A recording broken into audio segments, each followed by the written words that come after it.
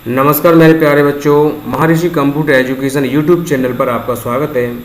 प्यारे बच्चों, मुझसे मेरे एक कंपनी में एक बार इंटरव्यू में मुझसे सवाल पूछा गया और मुझसे कहा गया कि एक्सेल के अंदर आपके सामने यहाँ कुछ डेटा है या हमारे कर्मचारियों की यहाँ पर पेमेंट दी गई है और यहाँ पर इस पेमेंट को आपको इस वाली सेल्स के अंदर सबसे बड़ी वैल्यू को यहाँ शो कराना है, फिर उसके बाद उससे छोटी वैल्यू, फिर उससे छोटी वैल्यू, यानी पहले नंबर की वैल्यू यहाँ पर, दूसरे नंबर की वैल्यू यहाँ पर, तीसरे नंबर की वैल्यू यहाँ पर। इस तरीके से सारी वैल्यूज़ को आपको यहाँ पर शो करना है और बोला गया कि दूसरी सेल के अंदर सबसे छोटी वैल्यू, फिर उससे बड़ी वैल्यू, फिर उससे बड़ी वैल्यू को यहाँ पर इस तरीके से शो कराना है। तो दोस्तों, इसके लिए आपको बस दो सिंपल फार्मूले यूज़ करने होते हैं। तो पहला फार्मूला होता है लार्ज और दूसरा स्मॉल। ताइयों आपको यहाँ मैं यूज़ कर बताता हूँ। मैंने यहाँ दोस्तों यहाँ फार्मूले को यूज़ किया। यहाँ पर मैंने सबसे पहले बराबर का चिन्ह लगाया। बराबर का चिन्ह लगाने के बाद मैंने यहाँ पर टाइप किया लार्ज। लार्ज लिखने के बाद यहाँ पर मैंने सबसे पहले आपसे पूछा जाएगा एरे, तो मैंने यहाँ पर वो जगह बता दी जहाँ से मुझे डेटा को कलेक्ट करना है। और इसके बाद मैंने दोस्तों यहाँ एक चीज़ का ध्यान रखेंगे कि दोस्तों आप अपने इन सेल्स को लॉक करना ना भूलें। अगर आपने लॉक नहीं किया तो आपका डाटा में एरर आ जाएगा। तो कीबोर्ड से F4 दबा के आप अपने सेल्स को लॉक कर दें। इसके बाद आप कॉमा लगा करके फिर आपसे पूछा जाएगा के का मतलब होता है कि वो क्रम संख्या जहाँ से आप इनको एक एक करके शो कराना चाहते हैं। तो मैंने यहाँ पर ये सेल को एक को सेलेक्ट किया और इसका कोष्ठक बंद और इसके बाद एंटर प्रेस किया।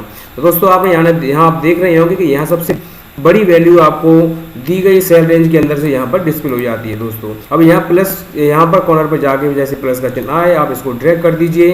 तो दोस्तों यहाँ पर सबसे बड़ी वैल्यू आपको यहाँ पर शो कराई जाएगी, फिर उससे छोटी वैल्यू, फिर उससे छोटी वैल्यू, इससे छोटी वैल्यू।